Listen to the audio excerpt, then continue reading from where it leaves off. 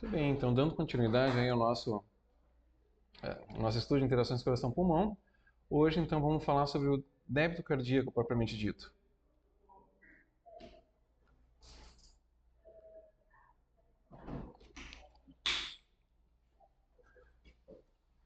Muito bem. Já acho que faz uma gentileza só porque eu estou maniado aqui, se puder apagar a luz à frente. Aí, obrigado. Bom, hoje então, dando continuidade, a gente vai falar agora sobre o débito cardíaco, que na verdade é o que a gente espera que melhore com as nossas intervenções no ventrículo direito, né? Qualquer intervenção que a gente faz no ventrículo direito, espera que se reflita no ventrículo esquerdo. E como a gente viu na semana passada, a gente tem bastante razão para acreditar nisso, né? Para esperar nisso, né? Tudo que a gente faz no ventrículo direito vai se refletir no ventrículo esquerdo 1 ou 2 batimentos depois, né? A gente viu na semana passada que à medida que a pressão no átrio direito aumenta, o débito cardíaco tende a diminuir até um ponto onde ele se equivale à pressão média de enchimento sistêmico e teremos um débito cardíaco de zero, né? E isso porque a gente viu também que o débito cardíaco é uma diferença da pressão de enchimento média sistêmica, uma pressão que representa todo o pool venoso do corpo, situado no abdômen, menos a pressão de átrio direito, né? Aqui ilustrado aqui, né? Pressão de média de enchimento sistêmico, levando sangue para o coração, contra a pressão do átrio direito. A gente viu também que essas pressões que vão ser influenciadas também pelas pressões e volumes torácicos, né? Que vão funcionar as pressões vão funcionar de maneira oposta se o paciente tem ventilação mecânica ou ventilação espontânea, né? Em ventilação espontânea, a pressão diminui a inspiração dentro do tórax e diminui o retorno venoso, diminui as trás paredes do ventrículo direito, diminui a produção de pró-BNP. Em ventilação mecânica, a pressão positiva Desculpa. Em ventilação espontânea, diminui a pressão intratorácica, aumenta o retorno venoso, mas diminui a produção de pró-BNP por causa da pressão intratorácica. Com pressão positiva, diminui o retorno venoso e diminui a produção de pró-BNP porque diminui o estresse de parede do ventrículo do átrio direito, porque diminui a pressão transmural. Ok? A pressão de átrio direito aumenta na pressão positiva, que só não é tão marcado o movimento hemodinâmico, porque também aumenta a pressão média de enchimento sistêmico, deslocando o diafragma para baixo, empurrando o compartimento abdominal. Tá? Vimos também que os ventrículos são interdependentes de uma maneira em série e de uma maneira em paralelo. Né? Em série, tudo que acontece com o ventrículo esquerdo, ventrículo direito, vai acontecer com o ventrículo esquerdo depois, e em paralelo, que o volume diastólico final do ventrículo direito vai impactar na complacência do ventrículo esquerdo. Portanto, diferenças, né, um aumento no volume diastólico final do ventrículo direito vai diminuir a complacência do ventrículo esquerdo, diminuindo o débito cardíaco do ventrículo esquerdo. Certo? Vimos também que o aumento, a redução da pressão intratorácica vai aumentar o retorno venoso e vai aumentar as pressões de enchimento do ventrículo esquerdo, sem limite, né, a ponto de causar edema agudo de pulmão em pacientes jovens com obstrução de via aérea. E vimos também que, ao contrário, o aumento das pressões intratorácicas vai resultar numa redução do débito cardíaco, do retorno venoso e do débito cardíaco durante a manutenção dessa manobra. Certo? Isso é basicamente o que a gente viu na semana passada. Vimos também que a ventilação mecânica tem um efeito em U, em termos de resistência vascular à saída do ventrículo direito. Né? Se a ventilação mecânica é com poucos volumes, ela não vai comprimir vasos alveolares, mas vai manter zonas hipoxêmicas comprimindo grandes vasos. E à medida que a gente vai recrutando o alvéolo, os vasos extra-alveolares vão perdendo pressão e os vasos alveolares vão ganhando pressão. O volume ideal está dentro da capacidade residual funcional em termos de resistência ao ventrículo direito. Tá? Ventilação de pouco volume é ruim para a pressão da artéria pulmonar, ventilação com muito volume também é. Isso tudo a gente já viu semana passada. né? Só trazendo de volta. Bom, vimos também que em ventilação espontânea, a inspiração, o volume sistólico do ventrículo direito vai aumentar, aumentando o volume diastólico final do ventrículo direito, empurrando o septo interventricular para a esquerda, diminuindo concomitantemente o volume sistólico do ventrículo esquerdo, né? Então, se a gente inspira, cai o volume sistólico, então é normal que a pressão sistólica caia até uns 10 milímetros de mercúrio, né? E, de maneira oposta, em ventilação com pressão positiva, a pressão positiva diminui o retorno venoso, que vai refletir também vai reduzir o débito cardíaco do ventrículo direito, refletindo-se no ventrículo esquerdo 2 ou 3 batimentos depois, usualmente no momento oposto da ventilação. Vimos isso semana passada. Lembram disso? Muito bem. Então, de um modo geral, em ventilação espontânea, a inspiração diminui as pressões intratorácicas e a expiração, a expiração ao contrário, né? A gente aumenta as pressões e diminui o retorno venoso. Em ventilação mecânica é o contrário. A inspiração aumenta a pressão intratorácica com todos os efeitos já discutidos. Muito bem, então a gente discutiu semana passada, e vocês devem lembrar disso, a gente se interessou disso, que o principal determinante do ventrículo, do débito cardíaco do ventrículo esquerdo é o retorno venoso. Principal determinante. É axiomático, o coração não bombeia mais do que ele recebe, tá?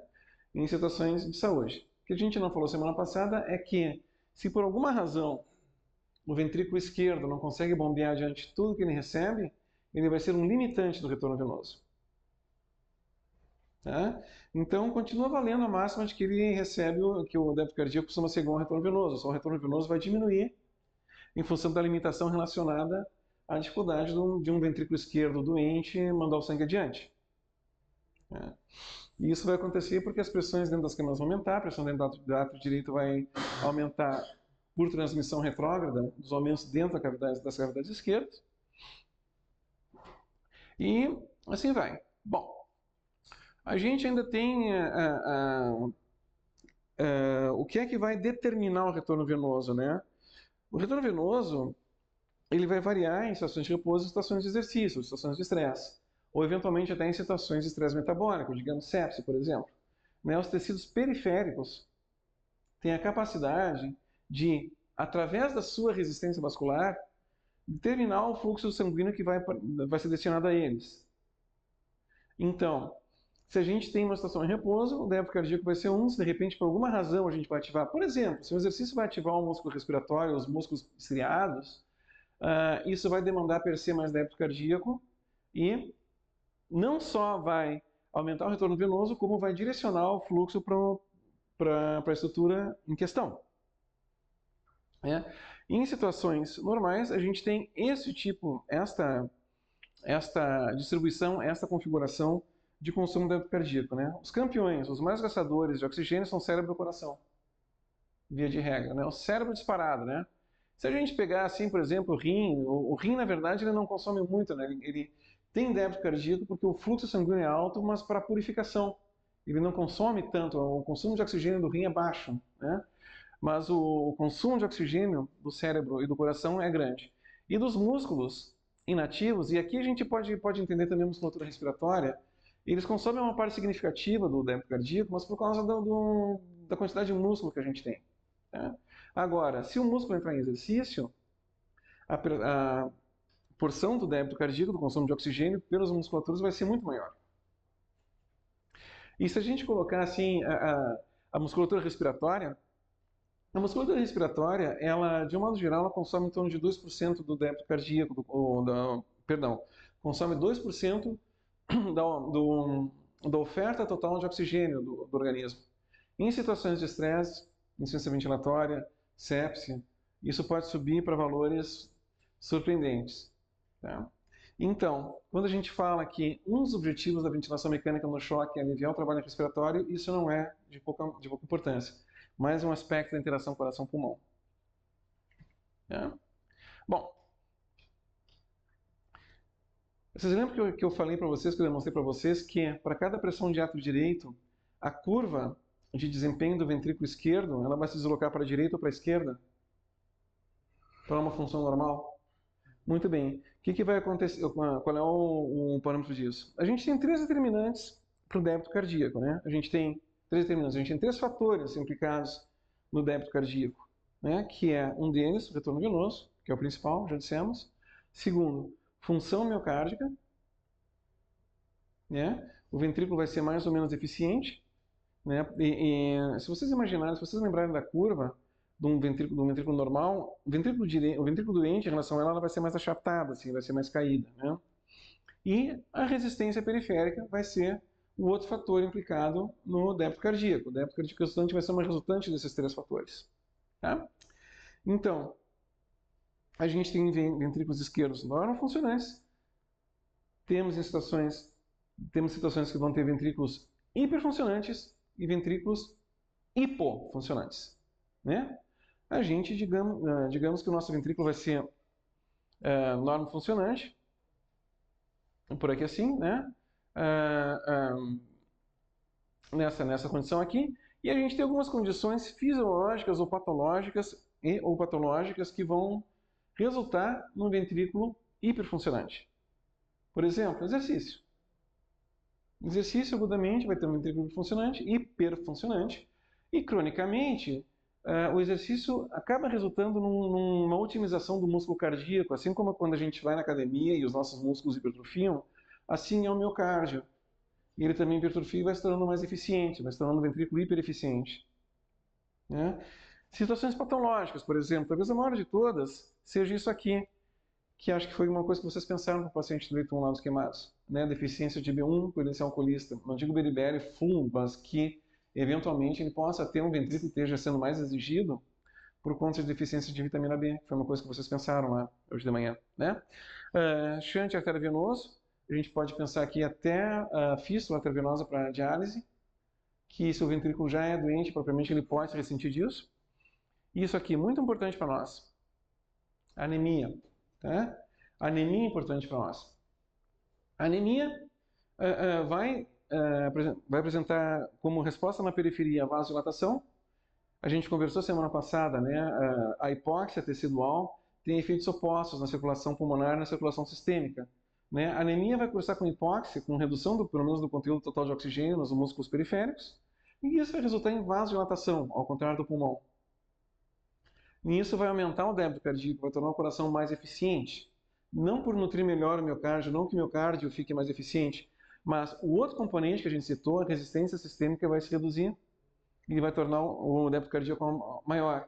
Por isso que pacientes jovens, que a gente já falou, a gente já conversou sobre limites de gatilhos de transfusão de hemoglobina, né? Já falei para vocês um trabalho de 99 que mudou o ponto de corte para 7. Ele mudou porque pacientes jovens em vigência de sepse foram melhor com hemoglobina menor. É isso, são ventrículos que têm capacidade de se adaptar a uma anemia relativa até um certo ponto e se beneficiar da vasodilatação resultante da anemia. Por outro lado, doenças valvares graves, choque moderado, e à medida que quanto mais o choque piora, pior vai ser o desempenho cardíaco, vão tornar um coração hipofuncionante. Tá? Nesses casos, a gente tem que sempre tem que ter um pouco mais de cuidado sempre para dar volume, porque ele vai atingir uma curva de não responsividade muito mais rápido. Certo? Guardem isso por enquanto. Mas e a sepse, que tem débito cardíaco aumentado? Sim, a sepse ela cursa com uma depressão miocárdica global, só que a vasoplegia é tão intensa que o débito cardíaco acaba aumentando em função da redução da resistência a ele. Não que o ventrículo fique mais eficiente. Não, o ventrículo séptico é menos eficiente que o saudável. Ok? Muito bem. E como é que isso se comporta? Né? O que isso para esse momento aqui? Vamos conversar um pouquinho agora dos impactos da pressão intratorácica para o débito cardíaco, que é mais ou menos o que a gente tem para colocar. Né? Bom, aqui a gente tem um comparativo, um estudo canino. Aqui à esquerda de vocês, a gente tem ventilação espontânea. Já conversamos mais de uma vez. Né? A inspiração aumenta o retorno venoso, aumenta o débito cardíaco.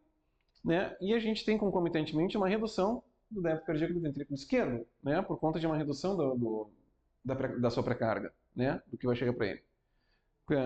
Vista aqui a luz, a pressão na via aérea e a pressão do átrio direito. Pode ver que diminui um pouquinho o átrio direito, né? E aí a gente colocou esse pobre cãozinho em ventilação mecânica. E a gente pode ver as alterações das pressões. Aí na inspiração, marcada aqui pelo aumento da via aérea, de pressão na via aérea, o retorno venoso cai. Tá? E a gente pode ver que depois tem uma queda também do volume sistólico, ou seja, o débito cardíaco do ventrículo esquerdo. Ok? É claro? Só que pode ver que o momento se dá depois que terminou o aumento da pressão da via aérea. Então aqui já na inspiração. Tá? Os mecanismos são diferentes. Aqui cai porque o septo interventricular empurra o ventrículo esquerdo, diminui sua complacência e diminui a pré-carga. Aqui é porque o que chega no coração vai ser um volume menor. E pode ver que esses batimentos aqui são correspondentes ao tempo de passagem do sangue pela pequena circulação. Né? Então, sempre tem um delay entre a inspiração e a queda na pressão ou do débito cardíaco, ou no débito cardíaco que nós vamos ter no paciente de ventilação mecânica. Tá? Guardem isso. Eu não vou dizer para que serve agora, mas guardem isso. Muito bem. Mais uma coisa que eu queria dizer para vocês. Não, vamos ver mais adiante isso. Isso vai ter também impacto no consumo de oxigênio por parte do próprio coração.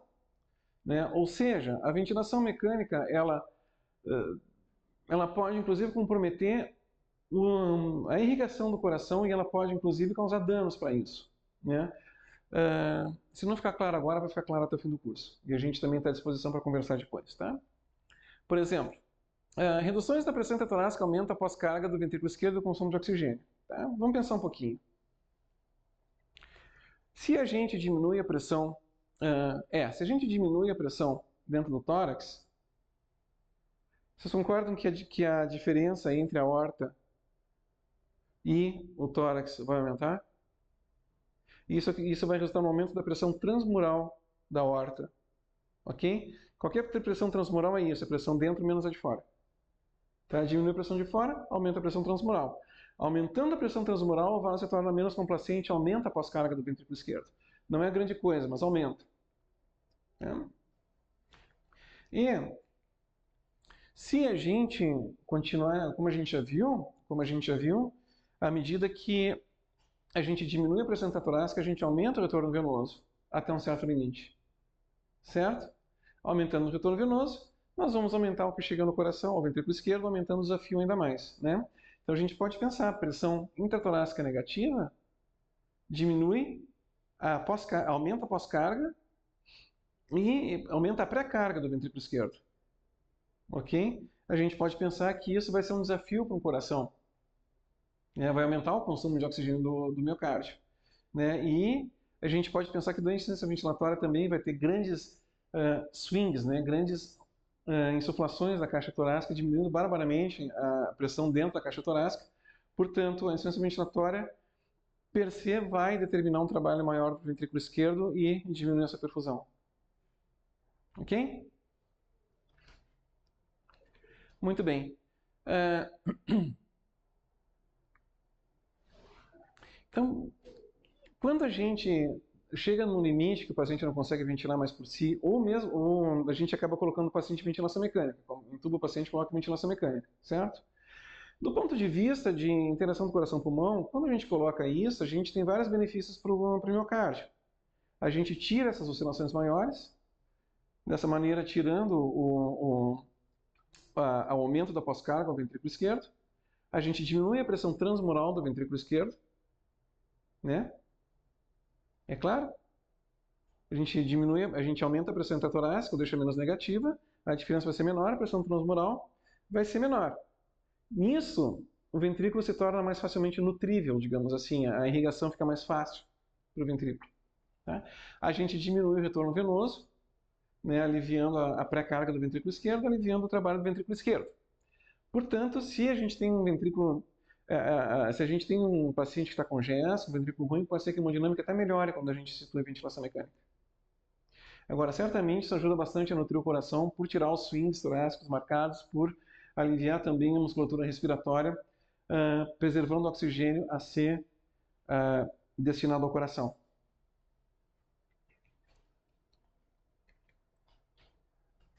Ok, grandes movimentações são os testes de força do ventrículo esquerdo, isso que a gente acabou de conversar. Né?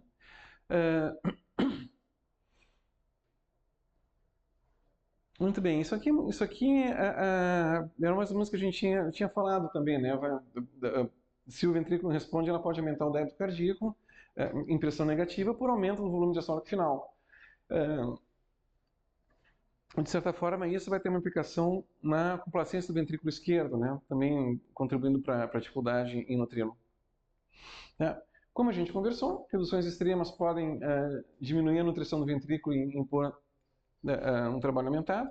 E, em casos extremos, a gente vai ter o que se chama de pulso paradoxal. Tá? Vocês lembram que a gente conversou isso semana passada? Quando, não lembro, não tem problema, não tem problema, não tem problema. Quando o ventrículo direito tem a sua pré-carga aumentada pela inspiração, o volume diastólico final vai ficar maior. E isso empurra o septo para a esquerda, diminuindo o tamanho do ventrículo esquerdo, diminuindo o seu débito. Faz sentido? Isso é responsável por uma queda na pressão sistólica arterial, que fisiologicamente pode ser até 10 milímetros de mercúrio. Mais que isso vai ser o que se chama de pulso paradoxal. Tá? E aí isso significa patologia, isso significa alguma coisa comprimida ainda mais o ventrículo esquerdo.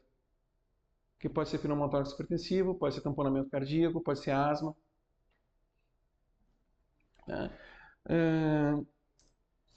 Enfim, então isso também vai nos servir, em ventilação espontânea serve como diagnóstico, mas se a gente tiver um paciente de ventilação mecânica que se comportar dessa maneira, tipo ele inspirou e a pressão cai ao mesmo tempo, a gente tem que pensar que o que está acontecendo é que o ventrículo direito está empurrando o ventrículo esquerdo, não é a diferença fisiológica de débitos que vai acontecer mais adiante. Ok? Guardem isso. Extremamente importante, guardem isso.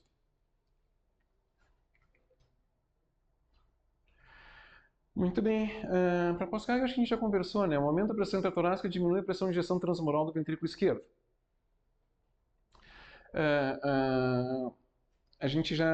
Quando a gente coloca pressão positiva, isso fica bem claro, né? A gente diminui a pressão transmural, diminuindo a pressão transmural, alivia o trabalho do ventrículo esquerdo. Tá? Então, eventualmente, a gente facilita o trabalho do ventrículo esquerdo com pressão positiva. Isso vai resultar num aumento inicial da pressão arterial, mas através dos reflexos, né, mais adiante, em seguida isso vai resultar em vasodilatação sistêmica, ou acomodação da pressão, voltando ao basal. Tá? E aí, em seguida, na verdade, assim, em seguida, depois da acomodação dos fluidos, o débito cardíaco vai ser reduzido pelas explicações que a gente já viu no começo da aula. Né? E depois acaba ficando mais persistente essa redução e essa acomodação da circulação ao débito cardíaco inicial. Muito bem. Se a gente, então, colocou o paciente em ventilação em pressão positiva e aumentou a pressão intratorácica, que é isso que está dizendo aqui, tá? Ok? Se isso, por alguma razão, resultar em aumento da pressão arterial, e isso pode acontecer se a gente tiver um ventrículo falido, ventrículo esquerdo falido, e a gente ajudou o ventrículo e melhorou, por esses mecanismos reflexos, a circulação intratorácica vai se dilatar e isso vai acabar sequestrando o volume, eventualmente piorando a perfusão coronária. Então a gente pode ver, quando vai um cara jovem operar, não tem problema nenhum, né? Agora, doente crítico, em ventilação mecânica, já o doente, olha a complexidade das inter-relações que nós vamos ter que lidar, né? Muito bem. Aqui a gente se ilustra bem claramente o que é o efeito das pressões intratorácicas isoladamente, né? Isso aqui também é um modelo canino, pobre dos cachorrinhos. Com um método ventilatório que a gente não usa em adultos, né? Às vezes na neonatologia se usa, mas é uma ventilação a jato, de alta frequência, de modo que a gente tem muita pouca expansão do pulmão, mas as pressões dentro dos alvéolos aumentam e isso é responsável pela troca gasosa. Mas os impactos de pressão vão bem, né? Enfim, agora se a gente tem um sistema cardiocirculatório preservado, olha só o que acontece, né? A gente tem um período de apneia, né? E aí a gente inspira, insufla ar aqui e para, né? A gente pode ver que aqui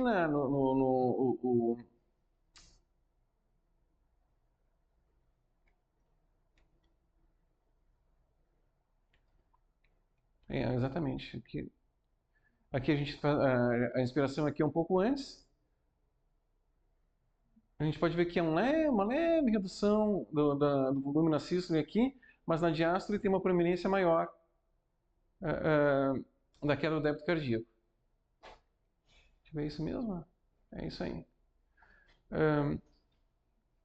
Se a gente tiver um paciente com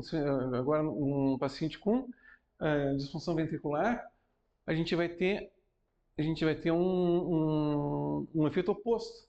A gente coloca a ventilação com pressão positiva, aumentando inclusive o débito cardíaco, pelas razões que a gente já viu. A gente aumenta a pressão intratorácica, diminui o retorno venoso, diminui o estresse de parede e melhora a perfusão. Né? Então, isso aqui é a demonstração empírica do que a gente discutiu agora. Né? E isso funciona melhor quando o jato está assincrônico com o batimento cardíaco. Se for assincrônico, perde-se um pouco disso. Né?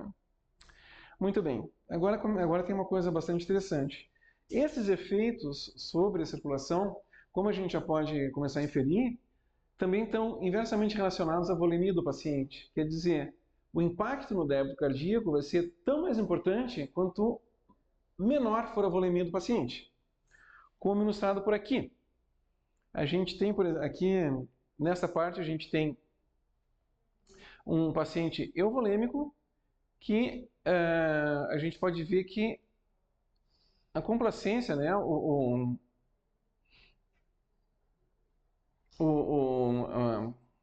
volume do ventrículo esquerdo, ou seja, a sua complacência, é mais ou menos constante para várias pressões. Certo? Ao passo que está hipovolêmico, quanto maior a pressão, a gente tem uma linearidade na redução do volume do ventrículo esquerdo, mostrando um impacto maior em pacientes mais hipovolêmicos. Tá? Ou seja, quanto pior a volemia, mais o paciente vai sofrer os impactos da pressão positiva em sua circulação. Isso acende alguma coisa para vocês?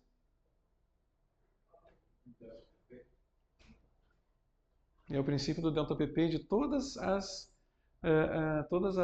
variáveis dinâmicas que a gente tem para avaliar a responsividade do ventrículo. Estão muito relacionadas à interação coração-pulmão. Talvez a principal expressão da prática clínica da interação coração-pulmão. Próxima aula a gente discute isso com um pouquinho mais devagar, mas é isso aí mesmo. Certo, gente? Rumando então ao nosso fim. Algumas diferenças da ventilação espontânea. Eu coloquei assistido, mas vamos entender até como assistência controlada. Tá? Por exemplo, como a gente tinha conversado mais cedo na aula, ventilação é exercício. Em situações de estresse, seja exercício, seja choque, seja insuficiência cardíaca, ela pode consumir até 30% da oferta total de oxigênio do corpo. Então faz sentido a gente ajudar isso para, enfim, para deixar o consumo de oxigênio para tecidos mais nobres. E não só isso, né? Se a gente atenua o esforço ventilatório, a gente pode mitigar a sobrecarga no desempenho cardíaco desempenhado pelos esforços intensos. Não só pelo consumo de oxigênio, mas também pela redução acentuada da pressão intratorácica e os impactos sobre o coração que a gente conversou há pouco. E não precisa nem estar entubado para isso. Oi? Bom, enfim. Como a gente conversou, em estados hipovolêmicos, né, a pressão positiva pode deteriorar a hemodinâmica. Né? Começa a fazer sentido agora por que, do ponto de vista fisiológico, por que quando a gente coloca um paciente em ventilação mecânica ele fica hipotenso? Particularmente nos dias de hoje, que a gente tende a valorizar o balanço hídrico em detrimento da nossa avaliação do status volêmico do paciente.